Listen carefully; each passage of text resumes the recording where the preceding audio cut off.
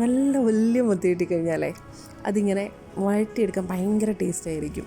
അതിനായിട്ട് മാത്രം ഇങ്ങനെ മാറ്റി വയ്ക്കും കുറച്ച് മത്തി എടുത്ത്. കുരുമുളക് ഇട്ട് വഴറ്റുന്നതാണ് ഇത്.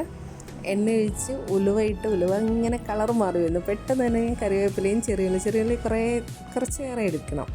അങ്ങോട്ട് ഇട്ടൊന്ന് വഴറ്റിയതിന് ശേഷം ഇഞ്ചിയും വെളുത്തുള്ളിയും കൂടെ ചതച്ചതും പച്ചമുളകും 1.5 തക്കാളി ഇടുന്നു. 1 തക്കാളിയും പിന്നെ പകുതി തക്കാളിയും കൂടെ എടുക്കുന്നുണ്ട്.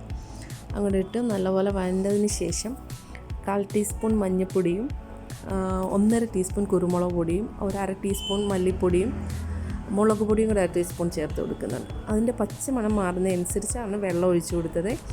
വെള്ളം ഒഴിച്ച് പുളിയും കൂടി ഇട്ടുകൊണ്ട്, ഈ പുളിയും കുരുമുളക് പൊടിയാണ് ഇതിൻ്റെ ബാലൻസ് ചെയ്യുന്നത്. ഒരു പുളിയും കാണും, നല്ല എരിവും കാണും.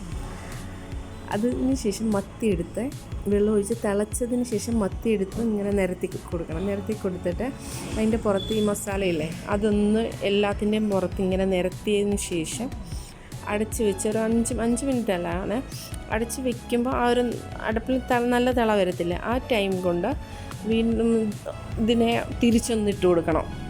തിരിച്ചിടുന്ന സമയത്ത് നമ്മൾ ശ്രദ്ധിക്കണം, പെതുക്കെ ആയിരിക്കണം. കാരണം ഒത്തിരി അങ്ങ് വേവുന്നില്ല, ഒരു പൊള്ളിച്ചെടുക്കുന്ന രീതിയാണ് ഇതെടുക്കുന്നത്.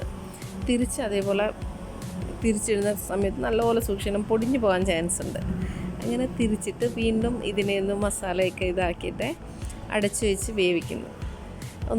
പിന്നെ വേവിക്കുന്നതൊന്ന് സിമ്മിലിട്ടേ വേവിക്കാവുള്ളൂ. അതിനുശേഷം ഞാൻ ചോറെടുക്കാൻ പോയ ടൈമിലെ അത് വെന്ത് കിട്ടി. എനിക്ക് ചോറുണ്ടെങ്കിൽ ഇത് മാത്രം, വേറെ കറി ഉണ്ടായാലും പറ്റത്തില്ല, ഇതിൻ്റെ ആ ടേസ്റ്റ് പോകത്തില്ലേ. അപ്പം ഞാനിത് മാത്രം കൂട്ടിയാണ് ചോറുണ്ണുന്നത്. എനിക്ക് ഭയങ്കര ഇഷ്ടമുള്ളൊരു കറിയാണ്.